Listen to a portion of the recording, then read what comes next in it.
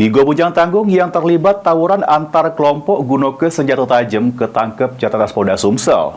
Mereka dibebel sesudah video tawuran tersebut viral di media sosial sehingga buat keresahan warga Palembang.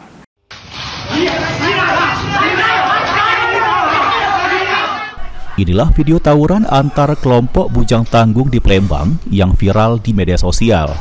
Video inilah yang jadi bekal unit 1 Jataras Polda Sumsel di bawah pimpinan Kepala Unit Kompol Willy Oscar untuk menangkap para pelaku.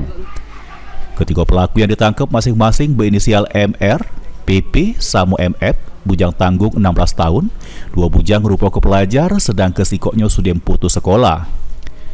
Ketiganya ditetapkan sebagai tersangka dari tawuran disertai kekerasan dengan senjata tajam yang terjadi di kawasan Silabrati Pelaju Palembang sehingga membuat keresahan warga sekitar.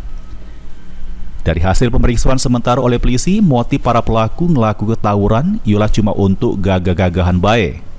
Dari tangan para pelaku, polisi juga ngaman ke sejumlah barang bukti, pecah pakaian yang dipakai pas tawuran, sama sebilah senjata tajam.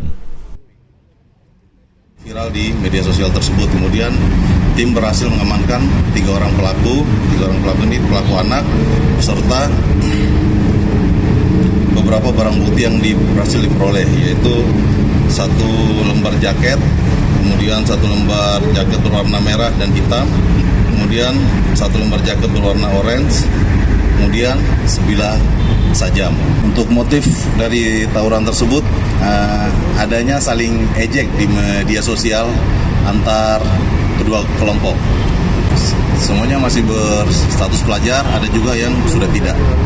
Selain ngaman ke ketiga pelaku, polisi ini masih bebas para pelaku lain yang identitasnya sudah dikantongi. Mulyadi, PAL TV.